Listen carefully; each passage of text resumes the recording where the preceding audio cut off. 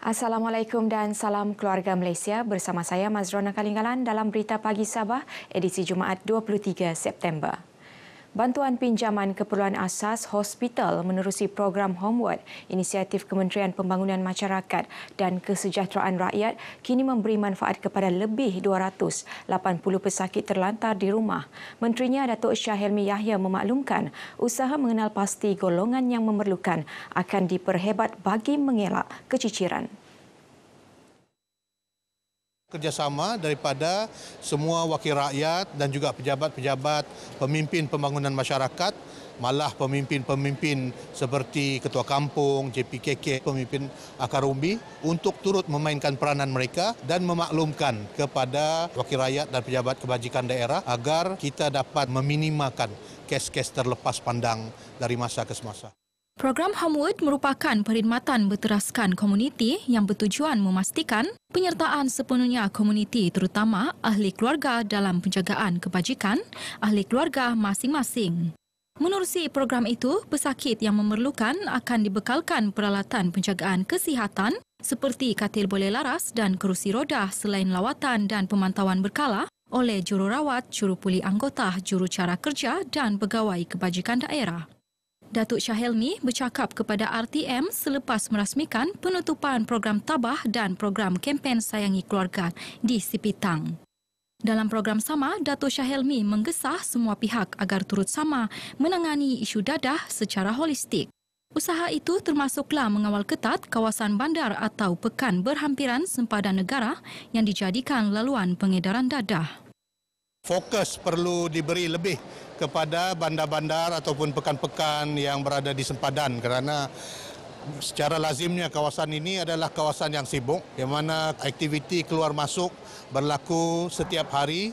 Jadi ada saja risiko-risiko pembawaan ataupun aktiviti-aktiviti negatif yang mungkin terjadi. Jadi kita mintalah kepada pihak-pihak berkuasa di sempadan ini untuk lebih berhati-hati dan lebih peka. Sebuah kompleks Institut Tahfiz Al-Quran Negeri Sabah IDKAS bernilai 20 juta ringgit dijangka dibina tahun hadapan. Bangunan yang mampu menampung 200 pelajar dalam satu masa itu akan dilengkapi dengan kelengkapan sesuai dengan kehendak Agensi Kelayakan Malaysia. Menteri Tugas-Tugas Khas Dato' Dr. Muhammad Arifin Muhammad Arif berkata, kerajaan negeri sentiasa memberi perhatian sewajarnya kepada IDKAS demi melahirkan lebih ramai hufaz Al-Quran yang mahir dalam bidang berkaitan selain usaha menaik taraf, perjawatan pensyarah dan kaki tangan IDKAS. InsyaAllah bermula pada tahun ini kita akan membuat perancangannya dan peruntukan insyaAllah kita akan sudah sediakan untuk permulaan dan kita yakin dengan adanya bangunan yang baru ini kita boleh membantu anak-anak kita lebih ramai lagi. Beliau berkata demikian kepada media selepas menyempurnakan Majlis Istiadat Convocation Institut Tahfiz Al-Quran Negeri Sabah di Kota Kinabalu. Dalam majlis ini, Dato' Arifin menyampaikan sijil tamat pengajian Diploma Tahfiz Al-Quran dan Al-Qiraat kepada 49 graduan serta persijilan Tahfiz Al-Quran 30 juzuk dan pengajian Islam kepada 25 graduan. Turut disampaikan anugerah graduan cemerlang, graduan misali dan anugerah tokoh hufaz.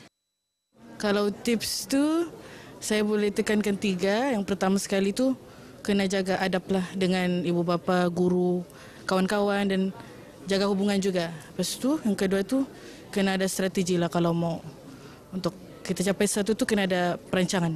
Kita dapat melahirkan rasa ikhlas lah macam tu untuk belajar. Lepas tu dari situlah sudah timbul minat apa semua dan sampailah hari ini masih belajar Al-Quran dan dia punya ilmu-ilmu yang berkaitan dengan itulah. Angkatan Pertahanan Awam APM melatih komuniti setempat siap siaga hadapi bencana banjir melalui pasukan SEADERT APM atau Civil Defence Emergency Response Team SEADERT. Latihan bertujuan membantu komuniti setempat melakukan persiapan awal sebelum bencana banjir melanda. Timbalan Ketua Pesuruhjaya Operasi APM Dr. Haji Nur Hafifi Ismail berkata dengan adanya latihan seumpama operasi menyelamat serta memindahkan penduduk ke pusat pemindahan sementara PPS dapat dijalankan dengan lebih sistematik. Kalau di peringkat awal kita telah pun mengambil tindakan ini, saya percaya tak perlu banyak logistik seperti bot, bas ataupun lori, truk ya, kita gunakan untuk memindahkan mereka ini. Sebabnya di peringkat awal mereka telah secara tersusun, secara sistematik telah pun bergerak ke PPS dan ini akan dapat menjimatkan banyak peruntukan kerajaan sebenarnya. Beliau ditemui media selepas majlis penghargaan Frontliners APM Negeri Sabah disandakan.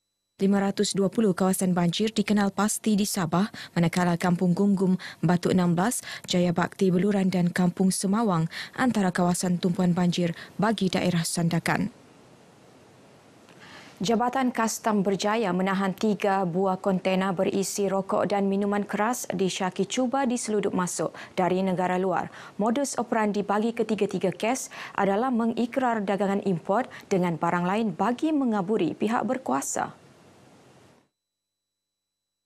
Jumlah rampasan dianggarkan bernilai 1.24 juta ringgit melibatkan jumlah cukai lebih 7.6 juta ringgit.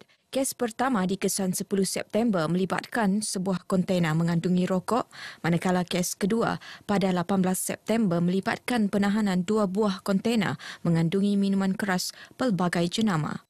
Penyelundupan bukan sahaja merugikan negara dari segi kehilangan hasil, malah ianya turut mendatangkan ancaman keselamatan negara dan kesejahteraan rakyat. Beliau berkata demikian dalam sidang media di Pelabuhan Sepanggar, Kota Kinabalu. Kes disiasat di bawah Seksyen 135-A Akta Kastam 1967.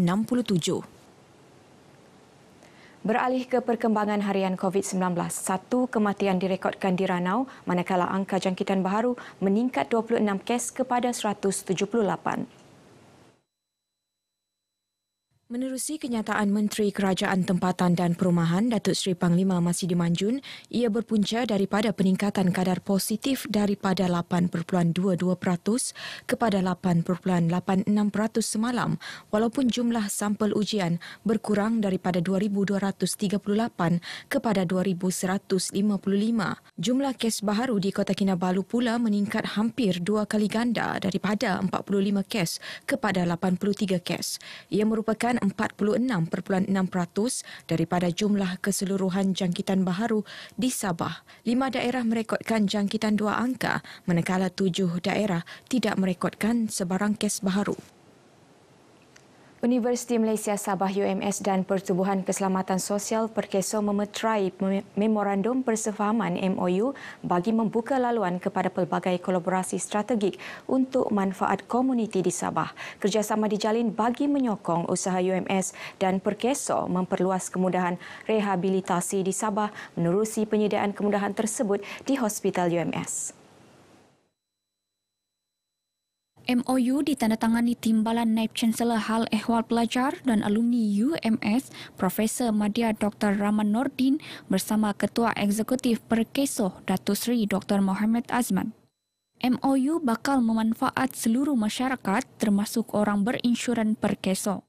MOU ini juga akan merintis kolaborasi 2 hala dalam aspek pengajaran, pembelajaran, penyelidikan dan inovasi dalam pelbagai bidang antaranya perubatan rehabilitasi, intervensi neurologi, kesihatan mental, kemahiran kesihatan dan intervensi robotik.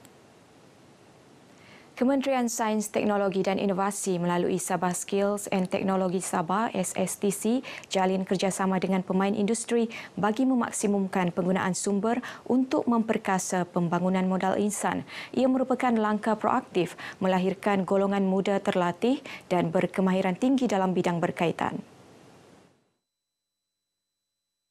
Menteri Sains, Teknologi dan Inovasi Datuk Yaakob Khan berkata demikian kepada media selepas menyaksikan Memorandum Persefahaman MOU SSTC dengan Dewan Perniagaan dan Industri Antarabangsa Malaysia Sabah, Majlis Pelabur KKIP, Persatuan Penghantar Barang dan Logistik Sabah serta Persatuan Pengusaha Lori Kontena Kota Kinabalu di Kota Kinabalu.